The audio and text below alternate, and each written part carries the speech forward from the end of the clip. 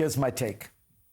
Once upon a time, America's CEOs felt free to criticize government policies, often with a familiar complaint.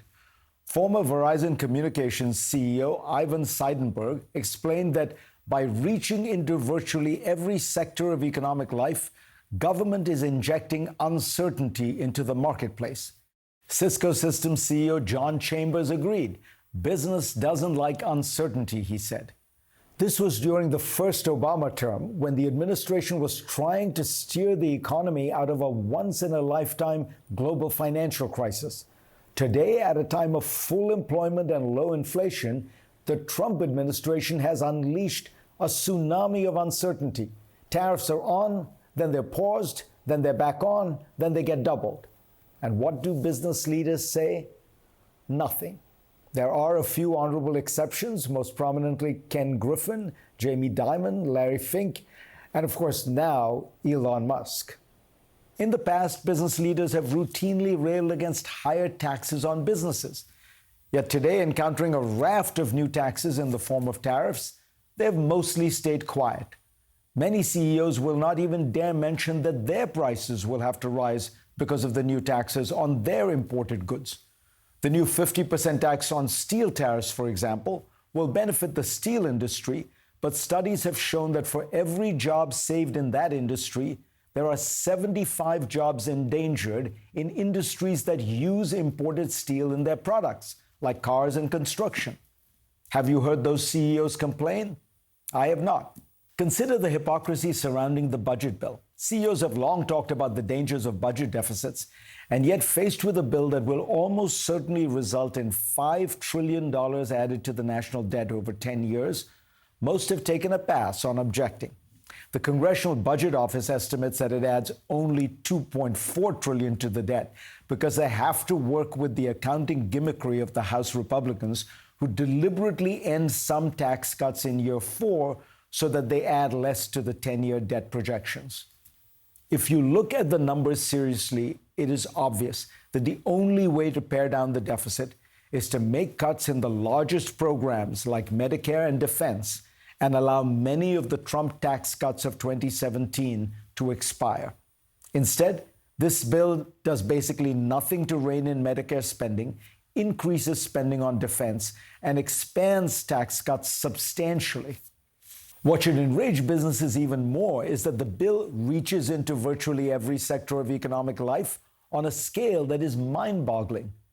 The best practices for taxes are to keep the rules simple and fair, apply them equally to all taxpayers, minimizing distortions, workarounds, and accounting maneuvers. This bill proclaims no taxes on tips or overtime pay, and new deductions for seniors and on car loan interest. So a waiter who makes $50,000 will get a break, but not a dishwasher. Workers in jobs that pay overtime get a tax break, but not those in jobs that may pay less, but just don't bill it as overtime. Expect lots of people to try to reclassify their income as tips and overtime. As the Nonpartisan Tax Foundation points out, these breaks come with various conditions and guardrails that, if enacted, will likely require hundreds of pages of IRS guidance to interpret. And the IRS will have to adjudicate all this complexity with up to 40% of its workforce eventually cut, which means there will be lots of tax cheats who get away with fraud. The Tax Foundation concludes that the new rules and compliance costs in many cases probably outweigh any potential tax benefits. The American economy is now more politicized than it has ever been. President Trump threatens tariffs on individual businesses like Apple and Mattel.